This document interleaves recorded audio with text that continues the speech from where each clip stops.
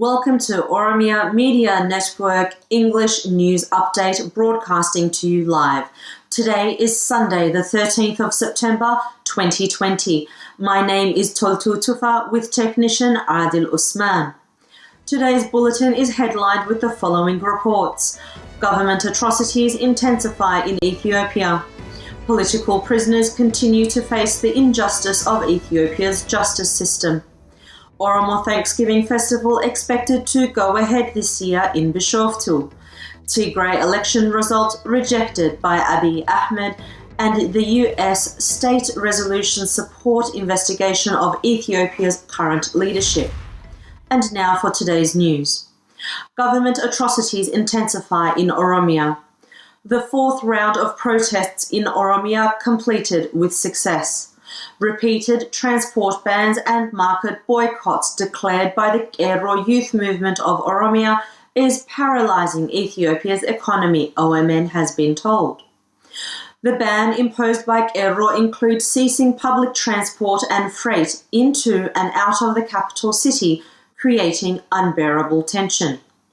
The recent ban declared prior to the Ethiopian New Year caused serious scarcity for basic agricultural products, dairy supplies, as well as cattle, sheep, goat, and chicken, which are demand for the holiday season.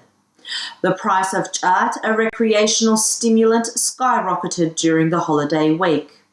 Although road blockages have been lifted this weekend, the market boycott on government and affiliated businesses continue. Atrocities committed against innocent citizens by Ethiopian government security forces are worsening across Oromia.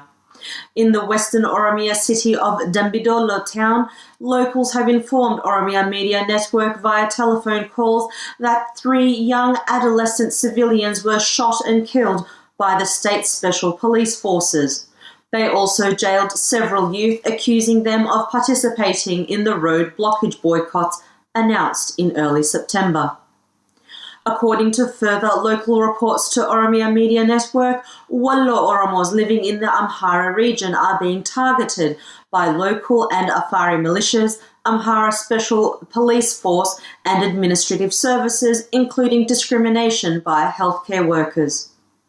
The armed insurgents from Afar region have reportedly attacked Oromos living in the areas bordering with the Amhara and the Afar. In Bati district of the Oromia zone within the Amhara region, Afar militia crossed borders and invaded Oromo farmers, killing an 11-year-old child and a 65-year-old man, leaving 5 people injured. Locals from the eastern Oromo town of Awade have blamed Ethiopian Defence Forces, the state's special police forces, and regular police members for looting civilian properties. Accusing their victims of engaging in civil disobedience, fearful residents have disclosed to OMN that security forces are confiscating properties in addition to arbitrarily incarcerating every passerby. The security members are also reportedly forcing households to open their doors at night to be searched. No search warrants are presented, no charges are laid, no evidence against the accused, and the looting included money and assets on private property. In a similar fashion, citizens are also being robbed and jailed in the Hamaresa town of Hararge. Oromo women across Oromia continue staging protest rallies. They demand the release of Oromo political prisoners such as Jawar Mohammed, Bekele Gerba, Hamza Borana, Dejanet Afa, Abdi Ragasa, and many others, including thousands of Oromo youth. The women chant that the arbitrary detentions are increasing instead of releasing unjustly detained civilians. They demand the outlaw of killing children and reduction of sexual violence perpetrated by the government forces. Earlier this week, rallies in Gadab Asasa and the Kore districts of West Arsi zone resulted in the arrest and detainment of 23 people. Similarly, civilians across towns and rural villages of the Bale zone of Oromia continue being jailed over the allegations of allegiance to the Oromo Liberation Front. healthcare workers have been arrested without charge in the Borana zone of Oromia. Dido Boru, Abdi Yusuf, Ganna Alamu, and Gurracho Eresa were arrested, local sources revealed to OMN. In the Jimma zone of Oromia, youth have protested by wearing T-shirts printed with the images of assassinated Oromo icon Haj Alu Hundesa and political prisoners including Bakala Garba, Jawar Mohammed and Hamza Borana. The young people reported protesting against the dictatorial rule of Prime Minister Abiy Ahmed, taking to the streets, chanting slogans to denounce the steps of ruling party leader Abiy Ahmed. The annual Oromo Thanksgiving Festival is expected to be celebrated in Oromia cities of Finfinne and Bishoftu. The Maja and Tulama Association President Mr. Dirribi Damuse disclosed to OMN that the Gada fathers and elders are holding discussions on the preparations for the Oromo Festival of Thanksgiving, known as Irrecha. The festival that usually takes place annually in the last week of September is an iconic Oromo celebration that marks the end of the rainy season and the welcoming of bright sunshine and ripening harvest. The festival important to the Oromo people was previously banned by consecutive Abyssinian regimes including Menelik, Haile Selassie and Mengistu Haile Mariam. However, the iconic Oromo celebrations were reinstated after continuous struggle during the EPRDF era. The most spectacular festival was held in Finfinne last year for the first time in 130 years with almost 7 million people in attendance. Mr. Dirribi also reflected that he and his fellow Oromo intellectuals, including Sisay Soresa and Bakala Jirata, secretly met 24 years ago to determine a strategy that would reinstate the celebration of the Oromo Thanksgiving Festival. After meticulous efforts and pressure, the festival was commenced at the Bishoftu Hora Arsadi Lake. Currently, the festival is considered world-class, attended by millions as a cultural and a tourist attraction. Mr. Dirribi stated this year's peaceful Irrecha celebrations will take place in Finfinne and Bishoftu towns throughout Oromia and in the diaspora. He indicated that the Abba Gadas or the Gada fathers and other stakeholders are planning to discuss with the authorities on the peaceful conduct of the annual festival and the care to be taken regarding COVID-19. Mr. Dirribi also stated that the festival bears symbolic significance to Oromo unity, identity and rich cultural values.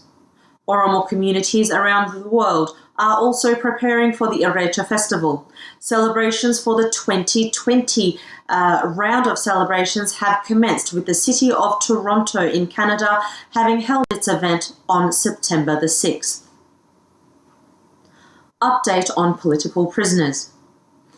Oromo political prisoners including Bekele Garba and Jawar Mohammed are currently on hunger strike as reported by their families. The Ethiopian courts have previously issued an allowance for Bekele and Jawar to be in the same cell and for their transfer to be arranged from the closed confinement to jail cells with light. The court also ordered Bekele and Jawar allocated time to receive sunlight and to shower frequently. However, the police have refused to honour the court orders. Consequently, the hunger strike has ensued, with each detainee refusing to take food from family members. Another detainee, Shamsuddin Taha, who was last seen before his arrest running for his life on a Facebook Live video, was today photographed attending on what appeared to be a doctor's appointment.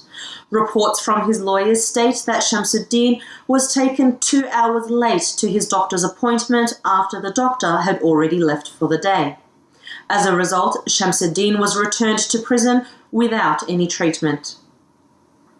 His medical concerns echo the concerns of many other detainees who require basic human needs, including medical attention.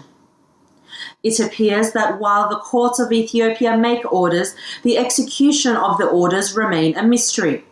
Last week, Ethiopian courts issued an order to unfreeze bank accounts and other possessions for Jawar Mohammed and other political prisoners. The Attorney General's Office for Reinstatement of Criminally Acquired Properties Department, however, is yet to respond. Similarly, the Ethiopian Federal High Court has ordered bail for US detainee Misha Cirri, whose bail dates have yet to be honoured. Despite the presence of Mr. Cirri's lawyers, judges were not available in the courtroom. The Tigray Elections. The Tigray People's Liberation Front, known as the TPLF party, located in Ethiopia's north, has been declared the winner of the September 9 election held earlier this week. The mountainous region held the election, which drew a crowd of 2.5 million voters. This was conducted against the wishes of the current federal ruling party. The already hostile relationship between the federal government can be traced back to a constitutional legal requirement of Ethiopia requiring that federal elections are held every 5 years. With all of Ethiopia expected to cast their national votes in August 2020, the national election body made an announcement in March to defer the elections, citing that they were supposed to be held last month to meet the 5-year deadline in 2020. However, the Tigrayan leaders collectively rejected the legal extension secured by Abiy Ahmed. They state that if the national elections did not happen by October 2020, then Abiy's government would become illegitimate. They also managed the federal government's concerns regarding the coronavirus by ensuring physical distancing measures were successfully taking place. Tigray's decision to hold an election represents a bitter dispute between the Prime Minister Abiy Ahmed and the Tigray region, who previously dominated Ethiopian politics for nearly 30 years before the Oromo protests brought Abiy to power in 2018. Abiy Ahmed publicly dismissed the Tigray polls, and federal officials declared the elections are legally unacceptable. However, it remains unclear how Abiy will retaliate, given that Tigray receives monthly payments from the federal government that account for approximately half of the region's budget. Abiy Ahmed has previously ruled out economic sanctions. However, the Tigrayan vice president declared that the regional officials do not trust Abiy Ahmed's words. His party continues to blame Abiy administration for trying to impose a one-man dictatorship, claiming that his administration does not have genuine interest in holding a democratic election for Ethiopia. The Ethiopian government presents that elections will not be possible before the expiry of Abiy's mandate in October 2020. The delay, announced previously in March, will now test the collective peoples and nationalities in Ethiopia. The delay has also triggered an explosion of fierce constitutional debate. Ethiopia's constitution presents that legislative elections must take place every 5 years. Any ruling party that overstays the 5-year mandate without an election is automatically rendered illegal. Some of the country's top constitutional scholars have pleaded with the ruling party to engage in a national dialogue. It is proposed all opposition parties and other stakeholders are engaged meaningfully to forge a path for the nature and the sake of the country. Instead, Abiy has taken the issue to Parliament, which is completely controlled by the EPRDF, to seek a constitutional interpretation. The Parliament in turn referred the decision to a Council of Constitutional Inquiry of Ethiopia, known as the CCI. The CCI not only approved Abiy's request to delay the election, but provided an indefinite extension of term limits until COVID-19 is no longer deemed a threat to public health. This decision by the CCI also breached its constitutional mandate by extending the term limits of regional states in areas that are independent of the federal government. Kenya speaks out against Ethiopia's treatment of their nationals. Parliament House in Kenya have spoken angrily about Ethiopia's treatment of Kenyan national and wrongfully detained journalist Yasin Juma. Representatives of the National Assembly proceedings stated his arrest was malicious, particularly as he was not told the offence that he committed. They stated that the diplomatic engagement between Kenya and Ethiopia must be reconsidered given the disrespect accorded to the Kenyan national. The representative stated, "The way we allow neighbouring states to treat our citizens must form the basis of the diplomatic relations between the two countries." It was stated that the release of Yasin Juma cannot be celebrated given he was in detention by the Ethiopian government for over a month, exposed to the coronavirus, and required an explanation to the nation of Kenya as to the whole nature of Yasin Juma's offence, or to issue an apology through the usual diplomatic channels to Kenya. Not celebrate just the release of Yasin Juma. What will help me celebrate is why was he arrested? Was he convicted? And if anything, if he did something contrary to the law of that particular country, then we need an explanation so that even here, through our diplomatic engagement, through our own institutions, Mr. Yasin Juma can be held accountable. But just saying he has been released while the family has suffered, Chairman, I think that answer lacks serious content, some serious substance, and therefore we need to go back to the Ministry of Foreign Affairs and get a better explanation why that particular person was that he was denied. First, he got infected actually with COVID. You must have had this. He was in isolation for over 15. He did not get the necessary medical attention. And therefore, in every aspect, the basic rights of Mr. Juma actually was really affected. And this is one thing that we need to... As we can see, the response of the Kenyan government is demanding as Ethiopia has yet to issue a formal diplomatic response. In other news, Oromo leaders meet with international governments. The government of the country which handed out the Nobel Peace Prize is due to meet with Oromo leaders. The Oromo Norwegian community is vocal about the declining political landscape in Ethiopia and Abiy's perceived disrespect for the highest honour granted to him by the Norwegian people and the Nobel Peace Prize. The meeting follows the success of the American Oromo community in Minnesota, who successfully lobbied their governments. They created a Senate resolution to express support for the Minnesota Oromo community and the Oromo people of Oromia. The resolution was signed off by the chair of the Senate Committee on Rules and Administration, Paul Gazelka, Secretary of the Senate, Cal Ludeman, State Senators Kari Zichik and John Hoffman. The implications are expected to mount further pressure on the US government with regard to Ethiopia's increasingly concerning human rights record, the arbitrary killings and the use of excessive force, and the jailing of people in abominable conditions, the increased risk of COVID infections in jails, and most importantly, that the Senate of the state of Minnesota stands by the Oromo community and the wider people of Ethiopia by urging the US government to place direct pressure on the ruling party of Ethiopia to end, among other demands, the killing of unarmed protesters, the wrongful detainment of political leaders, journalists and activists exercising their constitutional rights to freedom of assembly, impartial investigation of the human rights abuses, and a call to restore peace, justice and inclusion. The efforts of the Oromo leadership in Minnesota is expected to continue, as a call to investigate the Ethiopian government was additionally called in federal Congress. Oromia Media Network will keep you updated about the outcomes of all of the investigations and lobbying movements.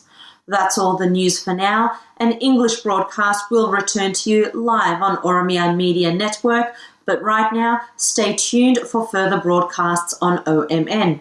Until we meet again, my name is Toltu Tufa with technician Adil Osman.